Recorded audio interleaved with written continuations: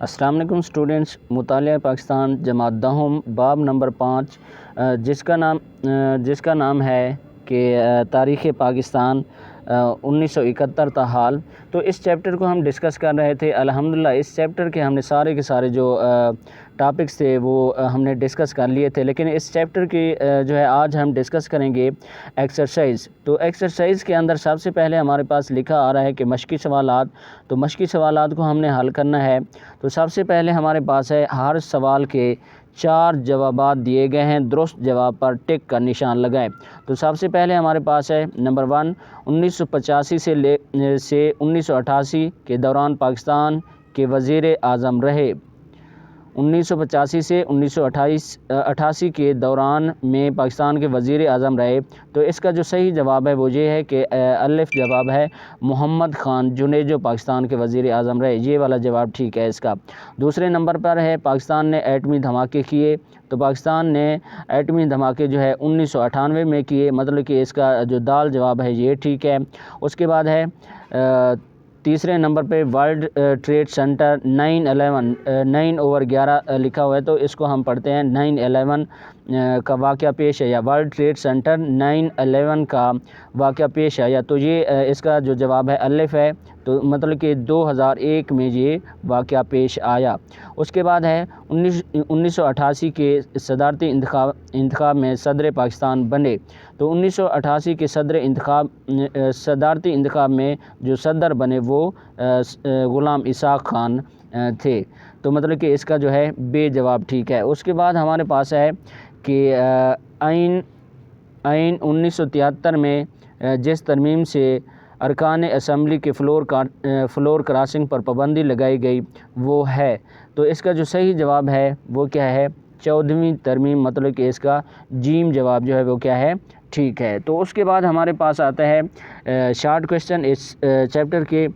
تو اسٹوڈنٹس ایک بات آپ کو بتاتا چلوں کہ جو شارٹ کوشچن ہوتے ہیں اکثریت مطلب کہ زیادہ تر جو ہیں ایکسرسائز سے آتے ہیں، چند ایک جو ہیں وہ کتاب کے اندر سے دے دیے جاتے ہیں، لیکن کافی سارے جو شارٹ کوشچنز ہوتے ہیں وہ ایکسرسائز سے آتے ہیں، اور ایم سی کیوز بھی ایکسرسائز سے آتے ہیں، شارٹ کوشچن بھی۔ تو جو ایکسرسائز ہے مطلب کہ آپ لوگوں نے اس کو صحیح سے یاد کر لینا ہے، تو اس طرح سے جو ہے آپ کے اچھے مارکس آ جائیں گے جب آپ کو ایکسرسائز جو ہے اچھی طرح سے یاد ہوگی۔ تو سب سے پہلے ہمارے پاس ہے کہ درج ذیل سوالات کے مختصر جواب دیں۔ تو میں نے اسٹوڈنٹ لکھ بھی لیا ہے ایک پیج پہ، تاکہ آپ کو کوئی ڈھونڈنے میں اگر مسئلہ بھی ہوتا ہے تلاش کرنے میں شارٹ کوشچن، تو میں نے اپنی طرف سے ایک پیج پہ لکھ لیے ہیں یہ شارٹ کوشچن۔ سب سے پہلے ہمارے پاس ہے یوم تکبیر سے کیا مراد ہے؟ 28، تو اس کا جو جواب ہے 28 مئی 1998 کو پاکستان نے صوبہ بلوچستان کے پہاڑی علاقے چاغی کے مقام پر ایٹمی دھماکے کیے۔ اس طرح پاکستان ایٹمی ممالک کی فہرست میں شامل ہو گیا۔ پاکستان عالم اسلام کا پہلا ایٹمی ملک ہے۔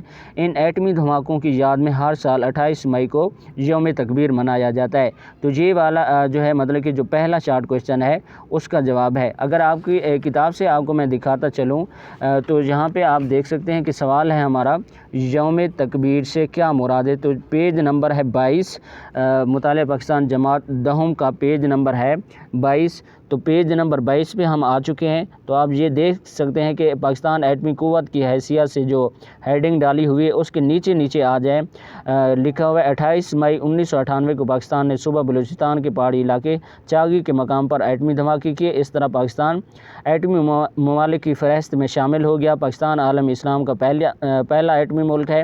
ان ایٹمی دھماکوں کی یاد میں ہر سال 28 مئی کو یوم تکبیر منایا جاتا ہے، یہ اس کا جواب ہے۔ دوسرا ہمارے پاس شارٹ کوشچن ہے کہ جنرل پرویز مشرف کی نافذ کردہ مقامی حکومتوں کے نظام کے 3 بنیادی مقاصد تحریر کریں۔ تو یہ موجود ہے پیج نمبر 17 پہ آپ کی کتاب میں، لیکن میں آپ کو پہلے یہاں پہ بتا دوں جو میں نے اپنے نوٹس پہ لکھ لیا ہے، ایک پیج پہ لکھ لیا ہے۔ تو اس میں لکھا ہوا ہے کہ یہ والا ہے جنرل پرویز مشرف کے نافذ کردہ مقامی حکومتوں کے نظام کے 3 بنیادی مقاصد تحریر کریں۔ تو جواب ہے اس نظام کے 3 بنیادی مقاصد درج ذیل تھے۔ نمبر 1 ہے وسائل کی ضلع کی سطح پر دستیابی۔ نمبر 2 ہے مقامی معاملات مقامی سطح پر حل کرنا۔ نمبر 3 ہے اختیارات کی نچلی سطح پر منتقلی۔ یہ اس کا جواب ہے۔ تو آپ کی کتاب کے اندر ہے پیج نمبر 17 پہ موجود ہے یہ سوال، تو میں آپ کی کتاب سے آپ کو دکھا دیتا ہوں۔ یہ ہم پیج نمبر 17 پہ آ چکے ہیں۔ اگر آپ دیکھیں کہ اس نظام کے یہاں پہ دیکھیں اس نظام کے 3 بنیادی مقاصد تھے۔ یہ آپ دیکھ سکتے ہیں کہ پیج نمبر جو ہے 17 ہے۔ تو سب سے پہلے ہمارے پاس ہے کہ اس نظام کے جو بنیادی مقاصد تھے ان میں سے پہلا مقصد کیا ہے؟ وسائل کی ضلع کی سطح پر دستیابی، مقامی معاملات مقامی سطح پر حل کرنا دوسرا پوائنٹ ہے، اختیارات کی نچلی سطح پر منتقلی۔ تو یہ اس کا جواب ہے۔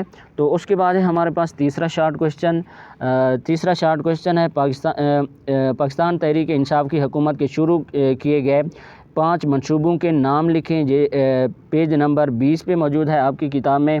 پہلے میں آپ کو یہاں سے بتا دوں کہ پاکستان تحریک انصاف کے شروع کیے گئے 5 منصوبوں کے نام لکھیں۔ یہ ہمارا سوال ہے اور اس کا جو جواب ہے، وزیر اعظم عمران خان نے جن منصوبوں اور پروگراموں کا آغاز کیا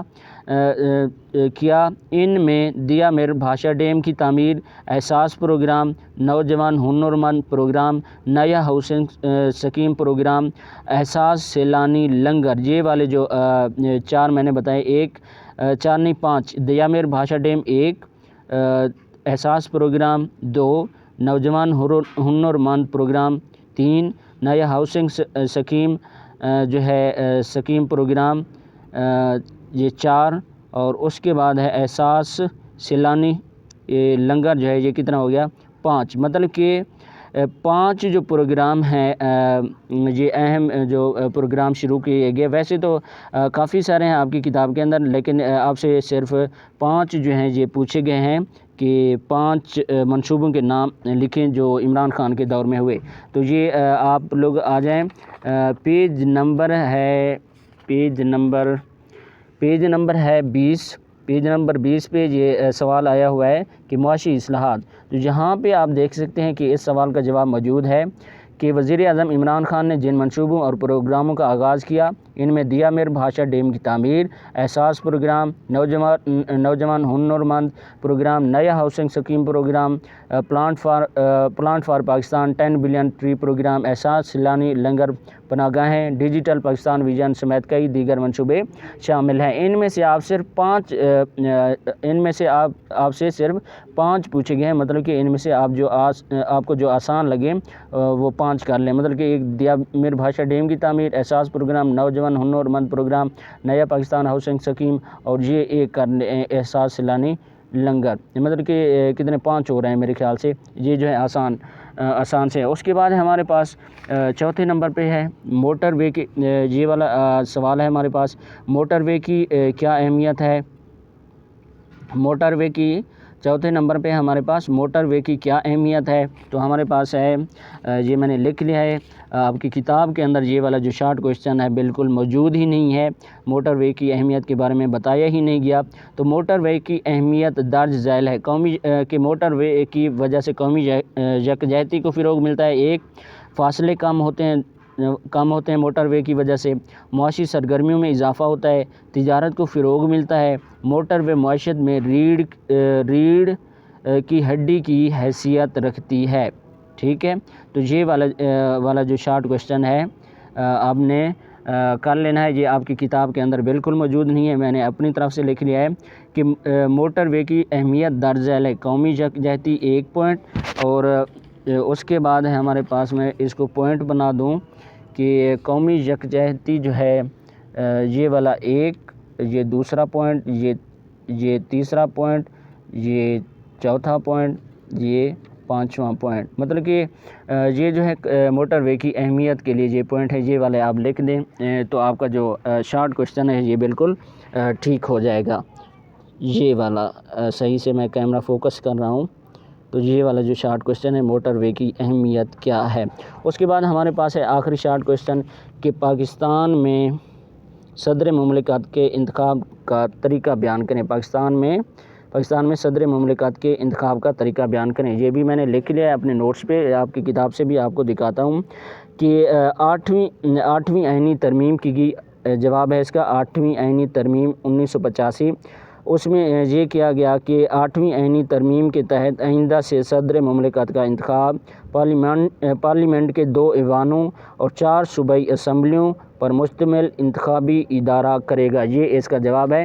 آپ کی کتاب سے آپ کو دکھا دیتا ہوں کہ پیج نمبر ہے 6، یہ دیکھ سکتے ہیں آپ لوگ، پیج نمبر ہے 6، اس پہ ہے کہ آئینی اصلاحات ذوالفقار علی بھٹو کے دور کی جو آئینی اصلاحات، ذوالفقار علی بھٹو کا دور ہے، کون سا دور ہے؟ یہ جو ہے جنرل محمد ضیاء الحق کا دور ہے۔ اس میں جو آئینی اصلاحات کی گئی اس میں ایک 8ویں ترمیم 1985 لکھا ہوا ہے۔